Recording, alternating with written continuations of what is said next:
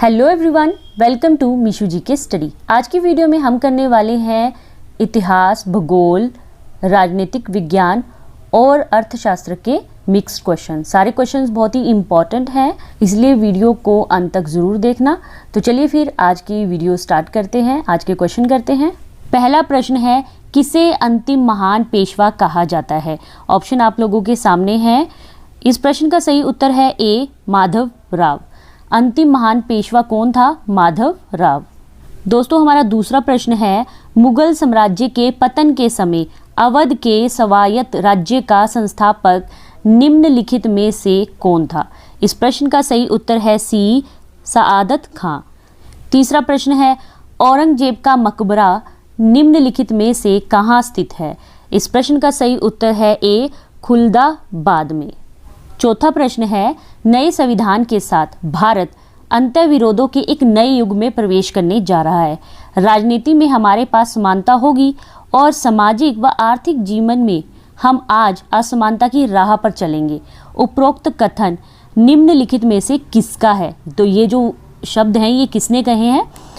तो इस प्रश्न का सही उत्तर है बी, डॉक्टर भीमराव अंबेडकर ने। पांचवा प्रश्न है, शक विजेता निम्नलिखित में से किसे कहा जाता है? इस प्रश्न का सही उत्तर है बी, चंद्रगुप्त द्वितीय को शक विजेता कहा जाता है। छठा प्रश्न है, नर्मदा नदी पर सम्राट हर्ष के दक्षिण की ओर बढ़ने की कोशिश को किसने रोका था? इस प्रश्न का सही उत्तर है बी, पुलकेशिन द्वितीय ने। सातवां प्रश्न है, प्राचीन भारत में निम्नलिखित में से कौन सा बंदरगाह कोरोमंडल तट पर अवस्थित था? इस प्रश्न का सही उत्तर है बी, अरिकामेडु। आठवां प्रश्न है, कालिदास निम्नलिखित में से किसके दरबार में थे? इस प्रश्न का सही उत्तर है डी, चंद्रगुप्त द्वितीय के दरबार में थे कालिदास। नौवां प्रश्न है, वीर शैव परंपरा का उद्भव कहाँ हुआ था? इस प्रश्न का सही उत्तर है ए, कर्नाटक में। 10वां प्रश्न है, मध्यकालीन भारत के निम्नलिखित में से किस संत का जन्म प्रयाग में हुआ था? इस प्रश्न का सही उत्तर है बी, रामानंद का। 11वां प्रश्न है, निम्नलिखित में से अम्ल वर्षा का कारण कौन सा है? इस प्रश्न का सही उत्तर है बी, वायु प्रदूषण। अम्ल वर्षा क्यों होती है? वायु प्रदूषण के कारण। 12वां प्रश्न है, वाल्मीकि नगर टाइगर रिजर्व कहाँ स्थित है? इस प्रश्न का सही उत्तर है ए, बिहार राज्य में। 13वां प्रश्न है, पाल घाट निम्नलिखित में से किन राज्यों को जोड़ता है? इस प्रश्न का सही उत्तर है सी, केरल और तमिलनाडु राज्यों को आपस में जोड़ता है पाल घाट। 14वां प्रश्न है, दूध गंगा नदी निम्न में से किस राज्य में अवस्थित है? इस प्रश्न का सही उत्तर है ए, जम्मू एवं कश्मीर में। दूध गंगा नदी कहाँ पर स्थित है? जम्मू एवं कश्मीर में। 15वां प्रश्न है, महात्मा गांधी राष्ट्रीय समुद्री उद्यान कहाँ स्थित है? इस प्रश्न का सही उत्तर है डी, पोर्ट ब्लेयर में। 16वां प्रश्न है, भारत की सबसे पुरानी भाषा कौन सी है? इस प्रश्न का सही उत्तर है सी, तमिल भाषा। भारत की सबसे पुरानी भाषा कौन सी है? तमिल। 17वां प्रश्न है, आईसीसी का मुख्यालय कहाँ स्थित है?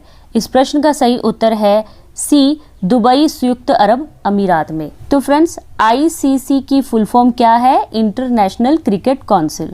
18वां प्रश्न है, दुलहस्ती पावर स्टेशन निम्नलिखित में से किसी एक नदी पर आधारित है? वो नदी कौन सी है? ऑप्शन आप लोगों के सामने है। इस प्रश्न का सही उत्तर है बी, चेनाब नदी। दुलहस्ती पावर स्टेशन किस नदी पर स्थित है? चेनाब नदी पर। 19वां प्रश्न है, निम्नलिखित स्थान में से कहाँ शोम्पेन जनजाति पाई जाती है? शोम्पेन जनजाति पाई जाती है। इस प्रश्न का सही उत्तर है बी, निकोबार द्वीप समूह में पाई जाती है ये जनजाति शोम्पेन। 20वां प्रश्न है, निम्नलिखित में से कौन सी उष्णकटिबंधीय घास भूमि है? इस प्रश्न का सही उत्तर है ए, लानोज। 21वां प्रश्न है, राज्य का मुख्यमंत्री किसके प्रति उत्तरदायी होता है? ऑप्शन आप लोगों के सामने है। इस प्रश्न का सही उत्तर है बी, विधानसभा के सामने राज्य का मुख्यमंत्री है जो उत्तरदायी होता है। 22वां प्रश्न है, केंद्र राज्य वित्तीय संबंधों का निर्धारण कौन करता है? इस प्रश्न का सही उत्तर है सी, वित्त आयोग।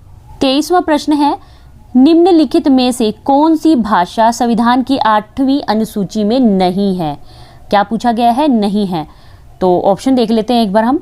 ऑप्शन ए है उर्दू, बी नेपाली, सी कोंकणी, डी भोजपुरी। तो आप लोगों को बताना है कि संविधान की 8वीं अनुसूची में कौन सी भाषा नहीं दी गई है। तो इस प्रश्न का सही उत्तर है डी भोजपुरी। तो भोजपुरी भाषा नहीं दी गई है, बाकी ये तीनों भाषाएं संविधान की 8वीं अनुसूची में शामिल हैं। 24वां प्रश्न है, लोकसभा में मान्यता प्राप्त विरोधी दल के नेता को निम्नलिखित में से किसके समान सुविधाएं और मान्यताएं प्रदान की जाती हैं? ऑप्शन आप लोगों के सामने है और इस प्रश्न का सही उत्तर है ए, कैबिनेट मंत्री के समान उसको सभी सुविधाएं और मान्यताएं प्रदान की जाती है। 25वां प्रश्न है, प्राक्कलन समिति का क्या अर्थ है? प्राक्कलन समिति यानी कि एस्टिमेट्स कमेटी का क्या अर्थ है?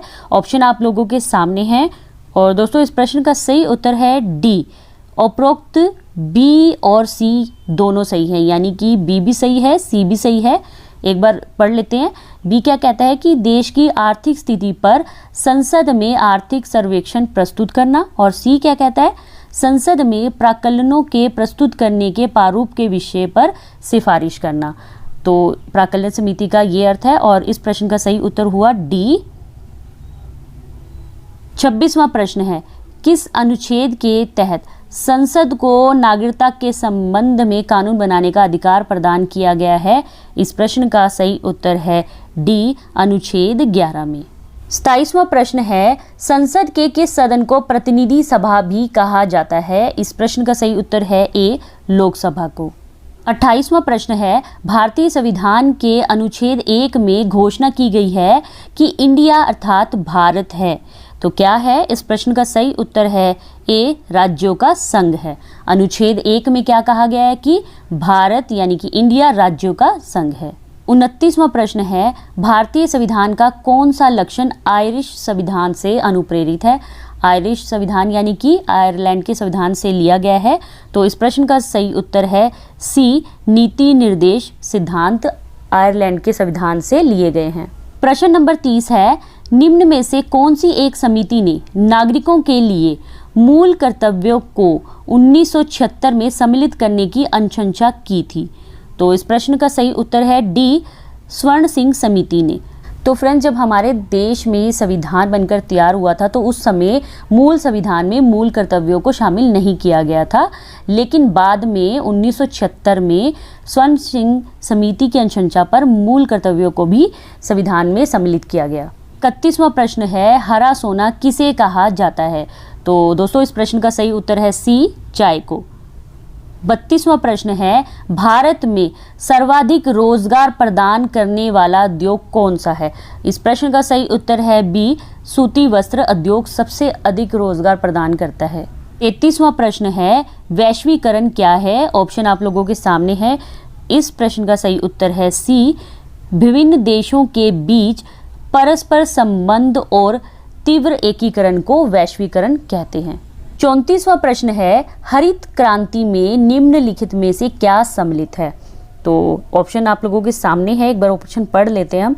ऑप्शन है ए, HYB बीज, बी रासायनिक उर्वरक, सी कृषि यंत्रीकरण, डी उपरोक्त सभी। तो दोस्तों इस प्रश्न का सही उत्तर है डी, उपरोक्त सभी। तो यानी कि ये तीनों की तीनों हरित क्रांति में सम्मिलित थे।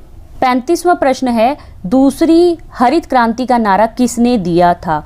इस प्रश्न का सही उत्तर है B, doctor APJ Abdul Kalam ने। 36वां प्रश्न है, भारत के समुद्री उत्पाद के लिए भारत का सबसे बड़ा बाजार कौन सा है? तो दोस्तों इस प्रश्न का सही उत्तर है बी, EU। EU मतलब यूरोपियन यूनियन।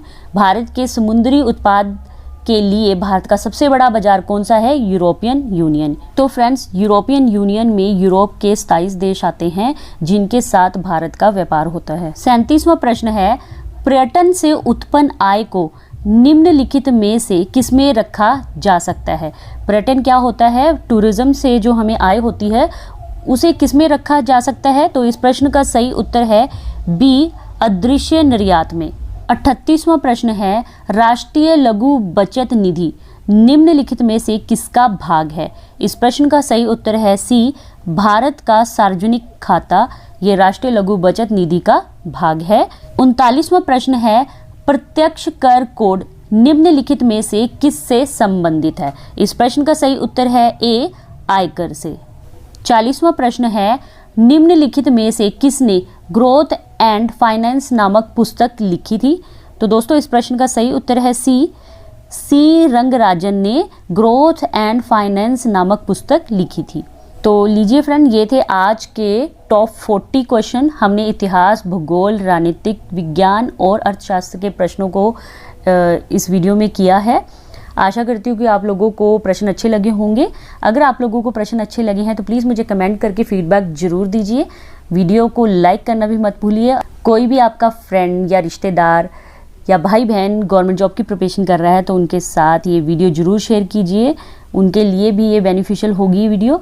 तो मिलेंगे नेक्स्ट वीडियो में, ऐसे ही अपनी तैयारी करते रहिए। जय हिंद, जय भारत।